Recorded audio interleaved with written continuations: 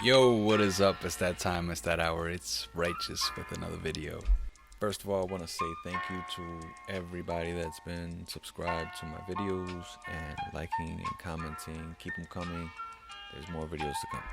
And for now, I want to start with a few topics that I think coincide with what we have going on because after this fight, the next big fight is Andy Ruiz versus Luis Ortiz.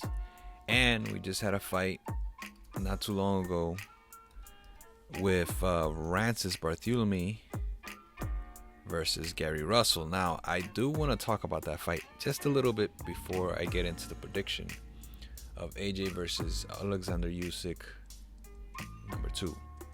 Now, when it comes to that fight, I feel like it was going to be a really good fight, and it was a pretty good fight until the ref stopped it. Now, I don't know if I could say if Rancis was winning, but I think he had a slight edge on the fight when it was going down.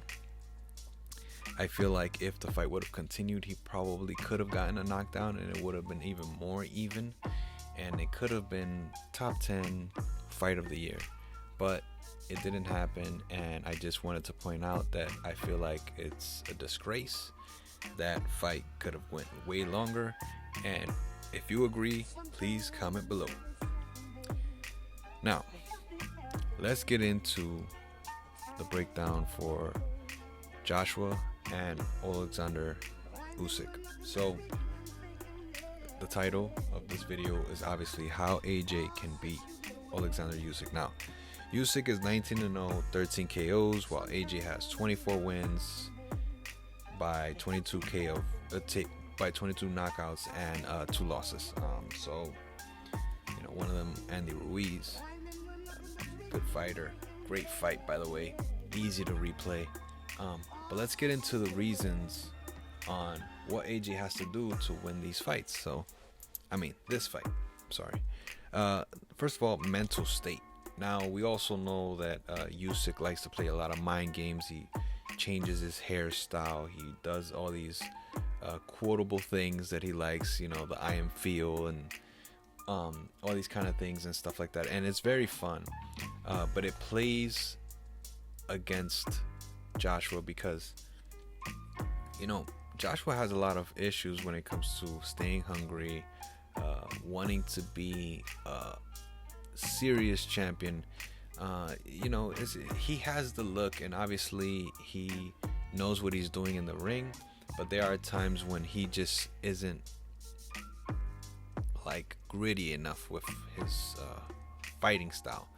He can take a punch, he has a chin, don't get me wrong, but it's all up here. And if you're a fighter, you have to be tough. There's got to be the whole Rocky style, the whole thing where like you just don't take a day off. When it comes to boxing, you love boxing, you breathe it, you're all about it. You go to other people's fights, which I don't see Joshua doing too much of. I don't see him commenting on fights. I don't see him going to fights and like breaking down fights. Like the people, a lot of boxers do that. You know what I'm saying? And he's one of those guys that is just, he likes the limelight, but he just doesn't like the boxing limelight at times. And I just don't understand what is it that keeps him tough-minded. But it feels like a lot of times it has to do with him losing or being doubted and stuff like that. So, I think if he is not mentally prepared, he's not going to win this fight. It's just no question, no doubt he's gonna lose this fight. Okay, so another thing I want to point out is cutting off the ring but still countering. So for me, from my experience, I've never boxed, you know what I'm saying, but I'm a huge fan.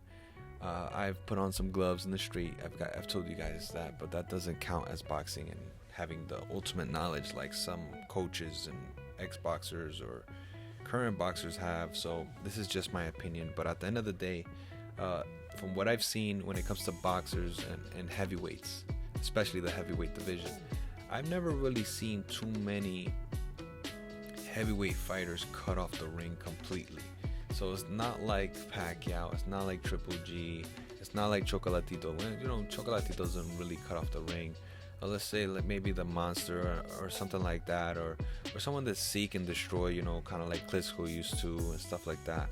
I don't really see that too much. So like when it comes to cutting off the ring, you have to be very smart, because you know these guys have power. It's not the same. You know what I'm saying? You put a shark in the corner, he's gonna attack. You know what I'm saying? So he still has to be able to counter. He has to be able to counter in a very smart way. But those first few steps that he takes to cut off the ring, he's gonna have to be, you know, walking with, like, ready to wrestle, you know, like basically ready to tie up a lot, and make it like a rough, tough fight, kind of like Lennox Lewis used to do back in the day. If he can do that and then still counterpunch and still have the endurance, because we all know that Usyk has endurance, then he can definitely win this fight. So the next bullet point I have: do not take a round off. Usyk has a whole country behind him. We all know that the war is going on, and he's constantly wearing the colors. He's huge when it comes to boxing out there. They love him. Usyk is the favorite, and if he takes a round off, that's just ammunition for Usyk. This is one of those fights where Joshua has to fight almost a perfect fight. He doesn't have to necessarily win every single fight, every single round, but he does have to win it up here, and Usyk has to know, I'm in trouble. Even if I won this round, I'm still in trouble. I gotta be careful with this guy. So I really feel like when it comes to taking a round off, it doesn't necessarily mean winning in points and volume and whatnot. It's just grit. Are you controlling the pace, and are you showing that you have no fear, that it doesn't matter if he's a little bit faster or a little bit more agile at times. You got to keep bringing that pressure, and that's what I mean by the round. He's got to bring the pressure. Okay, so the next bullet point is AJ is actually more athletic than Usyk, but Usyk has shown endurance. So what I want to see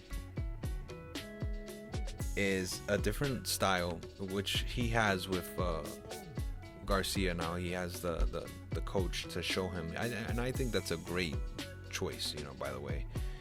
He has to show different style. I really feel like AJ is more athletic, but the thing is, he's so tall and he's a lot stronger that he is slower. He's just naturally slower. That's just the way it is, you know. Usyk, his power is there, but it's more of a cumulative, being that he's a little bit smaller. But I don't take anything away from Usyk's power. It's just AJ is very agile as well, and he's fought more different styles to me, a little more than Usyk has, from what I've seen. You know, Usyk has that amateur background, so he's very skilled. Don't get it wrong. But what I mean by that is that AJ has potential, and that's what I'm trying to say. Like, from what I see from Usyk is that, yes, he is peaking when it comes to his winning. Like, he's in his prime. He has a lot more to show. He can display that he could probably fight Tyson Fury, Deontay Wilder. He could fight a lot of these guys. Yeah, he has potential to fight all of them, if you ask me, and he can beat them. But AJ, he's a true heavyweight. Like, he's been a heavyweight for most of his career. So if anything, you know, if he could just work on his lower body, if he can, you know, crouch, you know, get down, be on the same level as Usyk, and be able to move and have endurance, because that's where I feel like is the difference, you know, being that Usyk is coming from the cruiserweight division. They're a little bit more on the speedy side and more of an endurance type of fight. It's not just like, you know, watching each other and trying to hit each other with the biggest shots and stuff like that. It plays a part into Usyk's ball game, but then at the same time, if AJ's prepared, he's been working out, particularly on the lower part of his body. I'm telling you, man, you gotta be able to move. If you move these guys, for example, if you can press and tie up and things like that, that takes strength from your back. strength from your lower leg, like from your legs and stuff, from the abdominal. All that plays a part, and if he has that going on, he can definitely win this fight. And that's mainly most of my breakdown, guys. There's not too much to say here. Like I said in the middle of one of my bullet points, Usyk is the favorite, and even the zone is picking Usyk, so they're already leaning towards Usyk, and that's it. AJ's gonna have to figure it out for himself.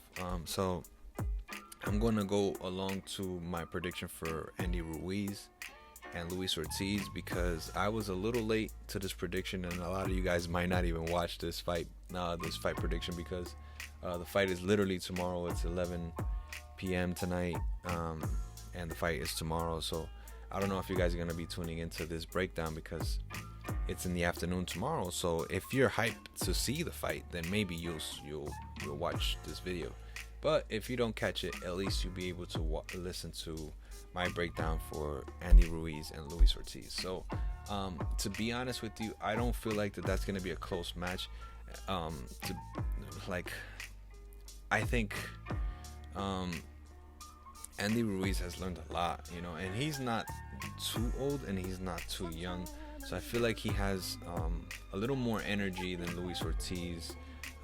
Luis Ortiz has looked pretty bad, recently, and he was very close to having a good fight with Wilder. It's funny, the beginning of the fight between Ortiz and Wilder, Ortiz was looking pretty good, and people would remember him a lot more if he didn't get knocked out the way he did. But it was the way he went out that made me feel like, oh man, this guy needs to stop. He kind of needs to,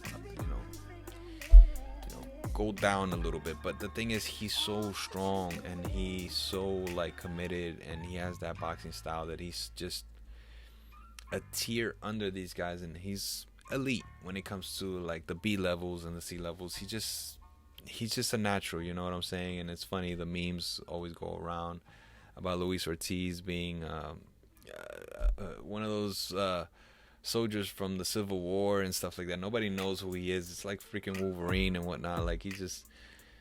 We don't know how old he is. He could be 90 or 6,000 years old. Who knows? But Luis Ortiz, he always brings his A game, and I just feel like when it comes to landing a punch, it's not gonna be even close to what it was 10-15 years ago. He was a monster back then. He could really land, and it sucks that he didn't get the big fights back then, because he should have fought Wilder a lot sooner, and he would have been a problem because he's left-handed. He could have fought a lot of these guys early on, but promotion and blah blah blah. So I'm picking Andy Ruiz in TKO. I think Andy Ruiz is gonna get him out of there. If you've seen Andy Ruiz in action the last couple months, this past year or so, this dude's a freaking monster, man. He's been hurting people, really, just annihilating people, and he's just trying to prove that he wants to fight the best. And from what I've seen, he's been knocking people out, hurting people, messing them up. Even before AJ, he was doing the same. So I don't see anything different. I don't see him changing up his style too much. He's not with Eddie Reynoso anymore, but that doesn't mean that he doesn't want to fight with him, because he said he would return to his camp if he could. It depends, and I think that's more of a money thing, because they have their own little system and their gyms and stuff like that. They're uppity, so I guess their price is a little high. That's my guess, you know what I'm saying? But to be honest with you guys, Andy Ruiz, he's not to be played with, and everybody knows that. But Luis Ortiz is a good W for him. I just wish it was a little sooner. I wish it would have happened a couple years ago. Would have been better. Would have been a bigger fight. But Luis Ortiz ain't nobody to play with. But anyway, that's all I have to say. I'm trying to see what's going on with Triple G and Canelo. If I can get any footage, maybe after the fight. I don't know. It just depends on what I have going on, because obviously you guys know I'm a family man. I'm a busy dude, and there's times that I don't have time to be able to link up with the city like that, to go to the strip and go to the MGM and see what's going on with the fights. But I used to be able to, and it's always on my mind. I love boxing, and I'm trying to see if I can set up some more interviews. This all takes time, but I want to thank you once again if you made it here to the end of the video. I appreciate you guys, salute you guys, shout out to the YTBC, much love, much respect, and let's try to keep boxing alive. Yo, peace out. I'm out. Later.